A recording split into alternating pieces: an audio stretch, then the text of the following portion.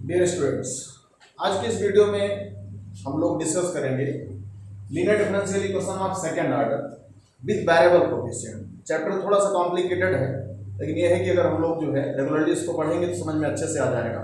तो पहले मैं आपको इसकी आर्टिकल बताऊंगा, उसके बाद आर्टिकल पर बेस्ड जो है क्वेश्चन। तो सबसे पहले हम लोग ये जानते हैं कि linear differential equation of second order क्या होता है। देखिए, सेकंड ऑर्डर पढ़ने के पहले फर्स्ट ऑर्डर की भी जानकारी होनी चाहिए, लेकिन फर्स्ट ऑर्डर हम लोग जो है 12th में पढ़े रहते हैं, तो थोड़ा बहुत उसकी जानकारी पहले से होती है, तो फिलहाल हम बीच में आपको बताते रहेंगे। तो linear differential equation of second order क्या होता है। इस टाइप का कोई भी डिफरेंशियल इक्वेशन हम ऐसे बोलेंगे कि a differential equation of the form, किस टाइप का डिफरेंशियल इक्वेशन होना चाहिए।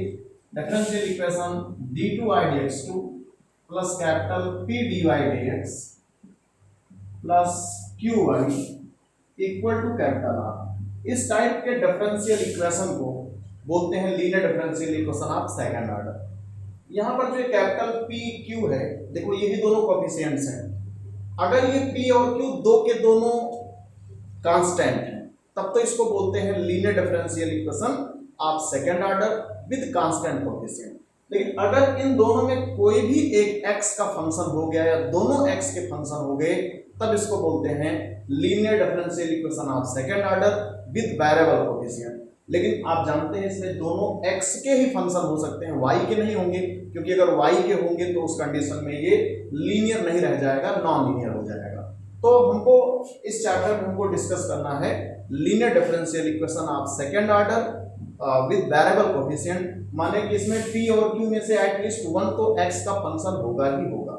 तो बस डेफिनेशन बस यही इतनी है कि a differential equation of the form इतना is called linear differential equation of second order. If p and q are both constant, then it is called linear differential equation of second order with constant coefficient. If at least one of the coefficient p and q is function of x, then it is linear differential equation with variable coefficient. Capital R is a function of x also.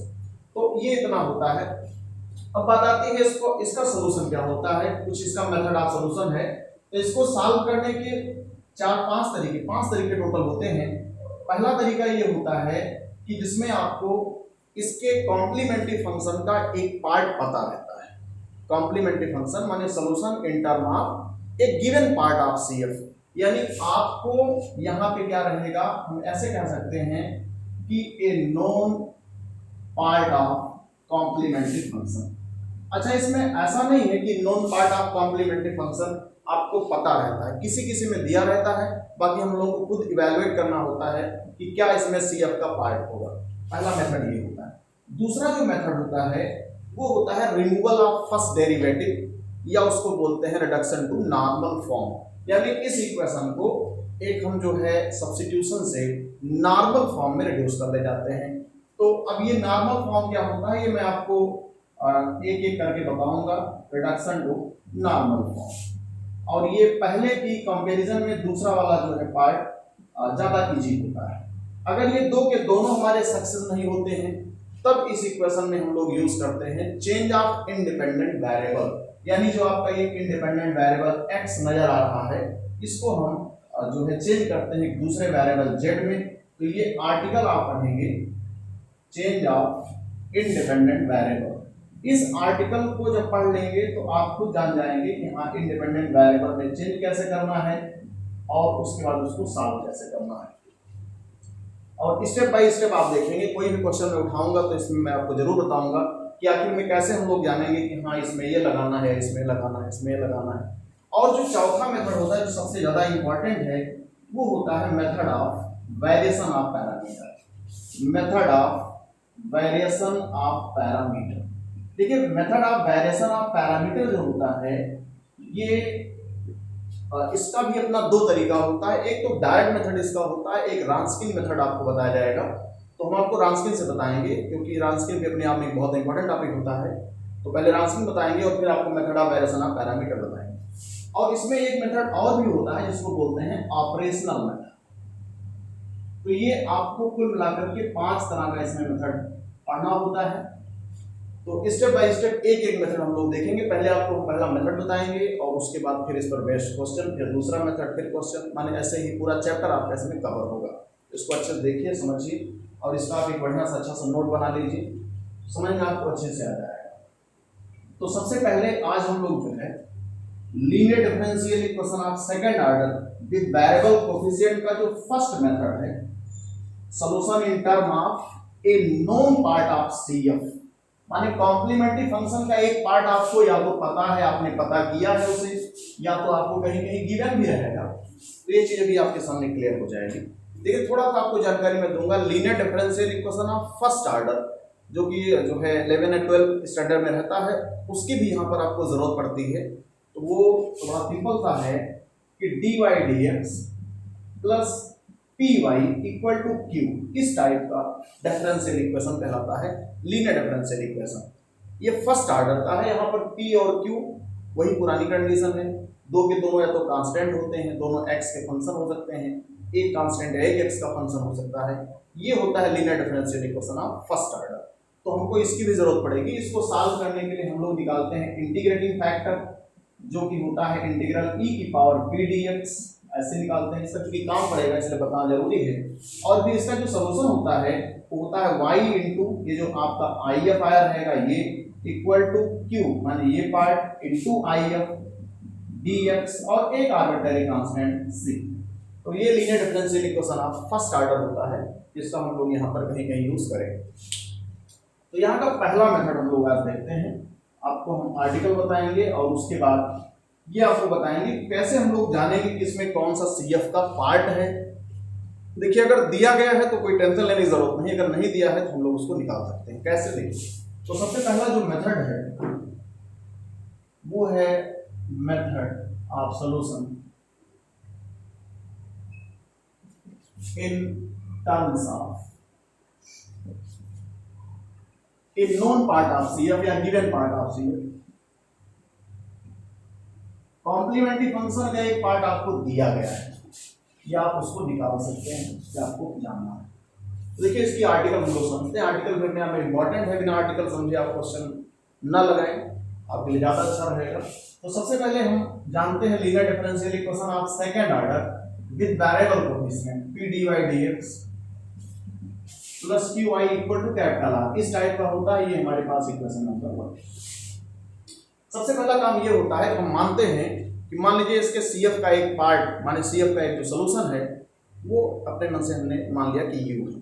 अब जैसे अभी तो हम मान रहे हैं, लेकिन आगे चल करके हम आपको ये बताएंगे भी कि हाँ कैसे ये आता है, कैसे हम लोग इसको जानेंगे। तो पहले हम तो इतना ही लिख देते हैं कि let y equal to U, या हम केवल यू भी कह सकते हैं, y की कोई जरूरत नहीं, बी ए पार्ट ऑफ, किसका पार्ट है ये, part of CF of equation number. सबसे पहले बात आती है कि इक्वेशन नंबर 1 का सीएफ का मतलब क्या होता है। किसी भी लीनियर डिफरेंशियल इक्वेशन के राइट हैंड साइड को 0 कर दीजिए, तो जो सॉल्यूशन निकलेगा वही उस दिए गए इक्वेशन का सीएफ कहलाता है। इसका मतलब ये हो गया कि that is y equal to U क्या है, इज ए सॉल्यूशन ऑफ, ये किसका सॉल्यूशन है, of differential equation, differential equation आपका d2y dx2 plus p dy dx और प्लस qy इक्वल टू 0, इसका सॉल्यूशन।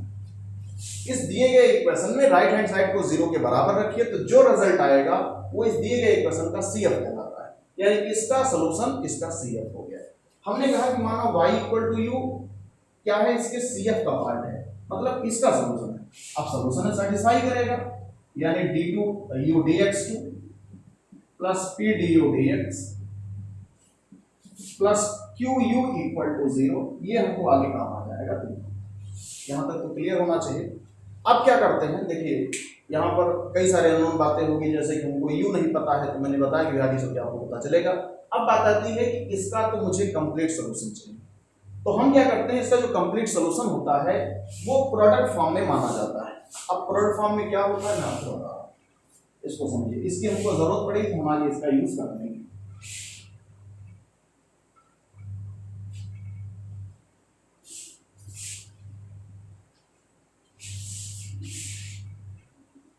तो सबसे पहला काम यहाँ पर ये होता है कि let y equal to U, तो पहले से था, यहाँ b भी एक x का फंक्शन होता है, ये क्या माना जाता है, b कंप्लीट सॉल्यूशन, ये लिया जाता है कंप्लीट सॉल्यूशन। किसका कंप्लीट सॉल्यूशन है ये, ऑफ इक्वेशन नंबर 1, माने दिए गए इक्वेशन का यही कंप्लीट सॉल्यूशन माना गया y equal to U B.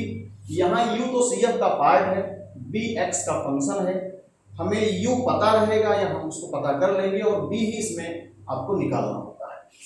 अगर ये इसका इक्वेशन 1 का सॉल्यूशन है तो इसका मतलब अगर हम इसका डिफरेंशिएशन करें, अब u b दोनों x के फंक्शन हैं तो ये हो जाएगा du dx, v product rule लगाइए, u dv dx, ये आपका हो गया। इसी तरह अगर हम यहाँ से सेकंड ऑर्डर डेरिवेटिव निकालते हैं तो ये आ जाएगा d2u dx2 और ये v हो गया। फिर इसका दोनों का डिफरेंशिएशन हम इसमें ऐड कर देते हैं, 2du dx2 और dv dx होगा प्लस इसका हमने कर दिया है, यही इतना बचा। तो ये आ गया इसका सेकंड ऑर्डर डेरिवेटिव। आपने y इक्वल टू u की सॉल्यूशन किसका माना कंप्लीट, दिए गए इक्वेशन का। यहां से y dy dx d2y dx तीनों की वैल्यू ले जाकर इक्वेशन नंबर 1 में हम लोग सब्स्टिट्यूट करेंगे। Putting y dy dx d2y dx2 ये वैल्यू पुट की जाएगी इन इक्वेशन नंबर 1। तो जब वहां पर पुट करेंगे तो d2y dx2 आप देख सकते हैं d2u dx2 के साथ आपका v है plus 2du dx dv dx।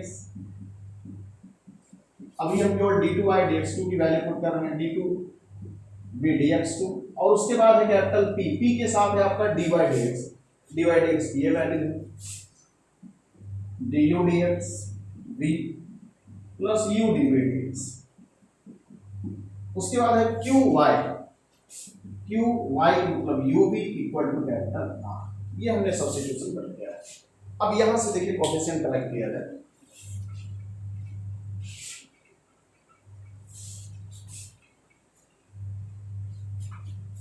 देखिए यहां से हम सबसे पहले क्या करेंगे, d2v dx2 का कोएफिशिएंट कलेक्ट करेंगे। d2v dx2 के साथ कौन कौन है, क्योंकि हमें v निकालना होता है। तो d2v dx2 देखो यहाँ पे आपका u है और तो कहीं है नहीं, तो आप केवल u लिख दें, इसको लिखने की कोई जरूरत नहीं है। अब बारी आती है dv dx की, तो dv dx का कोएफिशिएंट देखो यहाँ पे है आपका 2du dx और प्लस dv dx का कोएफिशिएंट देखो फिर यहाँ पर आपको दिखाई दे रहा है pu, p है और u।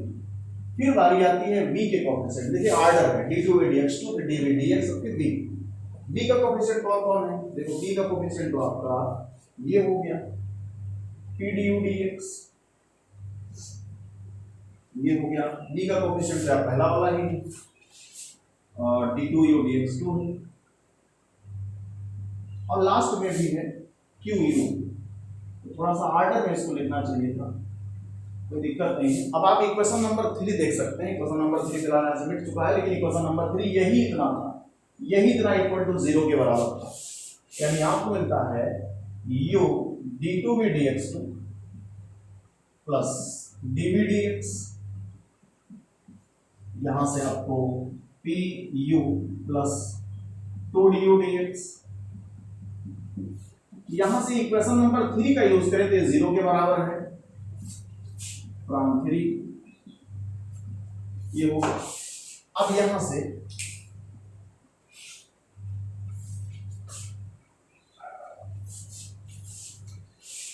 से u से डिवाइड कर दीजिए, तो d2v dx2 प्लस u से डिवाइड कर देंगे तो ये हो जाएगा p by u, सॉरी जो p होगा 2 by u du dx, क्योंकि हम u से डिवाइड करेंगे तो यहाँ तो पहले से u है dv dx equal to r by u। आप लोगों को बस यहीं तक इसे सॉल्व करना होगा। इस इक्वेशन को आपको याद रखना है। इस इक्वेशन का हम लोग डायरेक्ट यूज करेंगे क्वेश्चंस में, यानी ऊपर के जितने भी स्टेप आपको बताए गए हैं वो सारे के सारे आपके एलिमिनेट हो जाएंगे, कोई जरूरत नहीं पड़ेगी। सीधे आप u निकालेंगे, u निकालने के बाद p का, q का, r का और u का सारी वैल्यू लाकर के यहाँ पर सब्स्टिट्यूट कर देंगे। ये आपका 99% लीनियर डिफरेंशियल इक्वेशन बन जाता है और 1% में तो डायरेक्ट इवैल्यूएट हो जाता है। यहाँ से हमको v की वैल्यू मिल जाती है। ये अगर हम अभी सॉल्व करें इस dv dx को कुछ माने तो अपने आप लीनियर डिफरेंशियल इक्वेशन आप फर्स्ट ऑर्डर बन जाएगा, लेकिन कोई इसकी जरूरत नहीं पड़ती है। आपको एग्जामिनेशन में इस इक्वेशन का डायरेक्ट यूज करना होता है और ये आपका इक्वेशन नंबर 4 हो गया। हम लोग इतना ही बोलेंगे कि फ्रॉम दिस इक्वेशन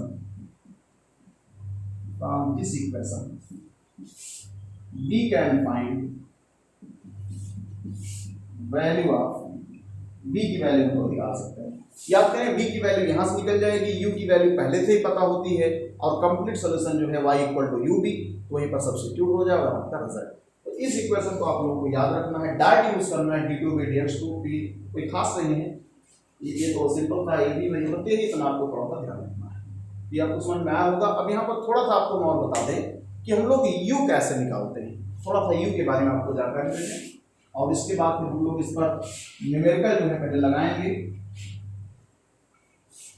एक दिन आप आर्टिकल देखेंगे, उसके बाद कम से कम 2 लेक्चर में आपको इसका न्यूमेरिकल बताया जाएगा। जैसे हम बात करते हैं u की, याद करिए d2u dx2 plus capital P du dx q u equal to 0। इसी डिफरेंशियल इक्वेशन का सलूशन था u।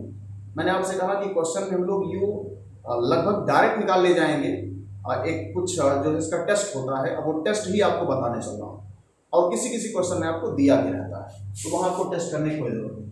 देखिए इसी इक्वेशन से u निकलता है। सबसे पहला मैं आपको ये बता रहा हूँ, कल्पना करिए कि अगर हम u इक्वल टू 1 मिनट की e की पावर x ले लें, हम कहते माना इसका इक्वेशन सॉल्यूशन क्या है, e की पावर x है, तो e की पावर x यहाँ पर हमने रखा, e की पावर x का 2 बार डिफरेंशियल करेंगे e की पावर x आएगा, यहाँ पर भी e की पावर x ही आएगा और यहाँ पर भी e की पावर x। e की पावर x आप जानते हैं कॉमन हो जाएगा, वो 0 होता नहीं है, तो 1 plus p plus q equal to 0। देखिए ये कंडीशन, यानी कि इक्वेशन जो भी आपका दिया रहेगा उसको स्टैंडर्ड फॉर्म में चेंज करने के बाद हम सबसे पहले 1 plus p plus q check करेंगे। अगर ये 0 के बराबर आ गया तो उस कंडीशन में जो CF का पार्ट होगा वो e की पावर x होगा, यानी हम इस कंडीशन का यूज डायरेक्ट करेंगे। अगर ये 0 आ गया तो देन e की power x will be a part of CF, ये हो गया। अब अगला जो पॉइंट आता है, अगर हम e की पावर माइनस x कर दें तो क्या होगा, तो e की पावर माइनस x में 2 बार डिफरेंशिएशन करेंगे तो यहाँ प्लस हो जाएगा, यहाँ एक बार डिफरेंशिएशन है तो यहाँ माइनस आ जाएगा, यहाँ डिफरेंशिएशन नहीं जाएगा। आप जानते हो e की पावर माइनस x भी कॉमन हो जाएगा, जो कि 0 नहीं होता है इनफाइनाइट को छोड़कर कहीं, और आपको फिर से यही रिजल्ट मिलेगा। तो ये सेकंड केस हो गई। पहली केस थी if 1 plus p plus q equal to 0 then y equal to e की power x is the part of CF, and if 1 minus p plus q equal to 0 then y equal to e की power minus x is a part of CF। मान लीजिए यही आपका u है। अब आप कह सकते हैं कि अगर मान लीजिए ये e की पावर x या माइनस x ना हो करके यहाँ 2x या 3x या 4x होता है तो क्या करेंगे, तो हम 3 4 5 के चक्कर में काहे पड़े, हम सीधे सीधे आपको एक जनरल केस बताते हैं। मान लो y बराबर e की पावर ax, ऐसा कुछ हो जाता है। आप इसका 2 बार डिफरेंशिएशन करेंगे, 2 बार a आ गया है, यहाँ पर आपका e की पावर ax ही रहेगा। इसी तरह यहाँ पर एक बार आपका आएगा आगे, यहाँ पर e की पावर ax ही रहेगा, यहाँ पर तो आपका वो ही रहेगा, फिर से ये कॉमन हो जाएगा, ये 0 होता नहीं है, तो आपको ये कंडीशन मिलेगी a square plus ap plus q equal to 0। इसी कंडीशन को अगर आप याद रखें तो a इक्वल टू 1 रखेंगे तो पहली केस बन जाएगी, a इक्वल टू माइनस 1 रखें तो सेकंड केस बन जाएगी। अब अगर e की पावर 2x की बात होती है तो हमको यहाँ रख के चेक करना पड़ेगा, जैसे हम लोग 3rd degree 4th degree equation को सॉल्व करते हैं और उसको चेक करते हैं कि हाँ कौन इसको सेटिस्फाई करता है, वैसे फिर करना पड़ता है। मान चलिए रेयर केस में ऐसा होता है, नहीं तो लगभग आपको 1 माइनस 1 से कम आपका बन जाता है। अगला जो पॉइंट आता है वो ये है कि अगर हम u इक्वल टू x लेंगे, suppose that u equal to हमने क्या चूज कर लिया x, तो अगर x लेंगे 2 बार डिफरेंशिएशन 0 हो जाएगा, यहाँ पर एक बार डिफरेंशिएशन 1 हो जाएगा और वहां पर तो आपका x है इक्वल टू 0। इसका मतलब if p plus qx equal to 0, अगर आपको ये केस मिलती है p plus qx equal to 0, in that condition y equal to x will be a part of CF, ये हो गया। अब अगर मान लेते हैं कि यहाँ x स्क्वायर है, तो अगर x स्क्वायर है तो उस कंडीशन में x स्क्वायर का 2 बार डिफरेंशिएशन आप जानते हैं 2 आ जाएगा, एक बार डिफरेंशिएशन करेंगे तो 2x आ जाएगा, डिफरेंशिएशन नहीं करेंगे तो आ जाएगा। बस यही तो कंडीशन है। If 2 plus 2px plus qx square equal to 0, in that condition y equal to x square will be a part of complementary function of given differential equation, ये इतना हो जाएगा। अब इसको थोड़ा सा जनरलाइज करते हैं, अगर x क्यूब हो जाए, x पावर 4 5 हो जाए, ऐसा रेयर केस में होता है, लेकिन अगर हम सीधे सीधे इसको x की पावर m कर देते हैं, तो कुछ नया नहीं होगा, x की पावर m कर देंगे, उसका 2 बार डिफरेंशिएशन करेंगे, 2 बार, एक बार डिफरेंशिएशन m आ जाएगा, फिर m माइनस 1 आ जाएगा, यहाँ x की पावर m माइनस 2 हो जाएगा। इसी तरह यहाँ पर एक बार डिफरेंशिएशन है तो m आएगा और x की पावर m माइनस 1 हो जाएगा, और वहां डिफरेंशिएशन नहीं होगा x की पावर m इक्वल टू 0। यहाँ आप चाहो तो x की पावर m माइनस 2 से डिवाइड कर सकते हो, तो इस तरह आपकी कंडीशन यहाँ पर बन जाएगी। तो x की पावर m माइनस 2 से डिवाइड करने का मतलब हो गया m माइनस 1, तो ऐसे रह जाएगा, यहाँ mp और x केवल आपका बचेगा और यहाँ पर आपका qx स्क्वायर बचेगा। ये कंडीशन होगी। वैसे आपको इसे याद करने की कोई खास जरूरत नहीं पड़ती है, कोई जो शुरू की 4 केस बताई गई, 5 केस हो गए टोटल, उसी से आपका सारा सवाल बन जाता है। अब यहाँ पर बात आती है कि हम लोग क्वेश्चन सॉल्व कैसे करते हैं। तो ये आपको छोटे छोटे जो पॉइंट बताए गए हैं ये आपको याद रखने हैं क्वेश्चंस के लिए डायरेक्ट, और जो इक्वेशन हमने भी बताया था थोड़ी देर पहले वो इक्वेशन आप लोग डायरेक्ट यूज करेंगे। इक्वेशन आपका था d2b dx2 plus p plus 2/u du dx, इसके साथ dv dx equal to r/u। आप जानते हैं सबसे पहला हमारा काम रहेगा, हम u को कैलकुलेट करेंगे, यहाँ लाके सब्स्टिट्यूट करेंगे, v निकालेंगे और फिर y बराबर u v में पुट कर देंगे। ये इतना प्रोसेस रहेगी। अब देखिए पहला काम क्या रहेगा क्वेश्चन का, कोई भी डिफरेंशियल इक्वेशन आपको अगर दिया रहेगा, कोई भी किसी भी टाइप का डिफरेंशियल इक्वेशन रहेगा, अब ये तो हम लोग क्वेश्चन से देख पाएंगे। d2 मान लो कि ऐसे d2y dx2 दिया है, माइनस x dy dx दिया गया है, ऐसे सपोज दैट 1/1 माइनस x, मतलब कुछ भी हो सकता है। क्वेश्चन बताएंगे तो आपको अच्छा समझ में आएगा। मान लो ऐसे आराम से देखिए, सबसे पहला काम ये रहेगा, मान लो यहाँ भी कुछ कोएफिशिएंट उसने लिख दिया ऐसे एक वैसे ही अंदाजा, तो सबसे पहला काम क्या होगा कि हम इसे स्टैंडर्ड फॉर्म में बदलेंगे। स्टैंडर्ड फॉर्म में मतलब x स्क्वायर से डिवाइड कर देंगे, ऐसे यहाँ पर हो जाएगा, ऐसे यहाँ हो जाएगा। अब ये जो कोएफिशिएंट रहेगा ये आपका p हो जाएगा, ये कोएफिशिएंट आपका q हो जाएगा, ये कोएफिशिएंट आपका, ये आपका राइट हैंड साइड r हो जाएगा। मींस हमको p की वैल्यू मिल गई, हमको q की वैल्यू मिल गई, r तो फिलहाल बात की चीज है। उसके बाद हम उसको चेक करेंगे, हम किस पर चेक करेंगे, 1 प्लस p प्लस q पर देखेंगे। 1 ये रफली वर्क होगा, 1 माइनस p प्लस q करेंगे, तो हमको जैसे ही CF का पार्ट मिल गया दैट विल बी u, वही हमारा u हो जाएगा। फिर हम कहेंगे कि let y equal to u be complete solution of given differential equation. Then by putting y equal to u be the given equation becomes, और हम इसको डायरेक्ट यूज करेंगे। अब यहाँ पर p की वैल्यू u की r की रखेंगे, ये बन जाएगा linear differential equation of second first order बनेगा, या तो ये डायरेक्ट इंटीग्रेट हो जाएगा, v आ जाएगा बस हम रखेंगे। तो इस वीडियो में फिलहाल इतना ही, इसको आप अच्छे से देख लीजिए, तैयार कर लीजिए। उसके बाद नेक्स्ट लेक्चर में हम इसी पर बेस्ड न्यूमेरिकल आपको बताएंगे। Thank you so much.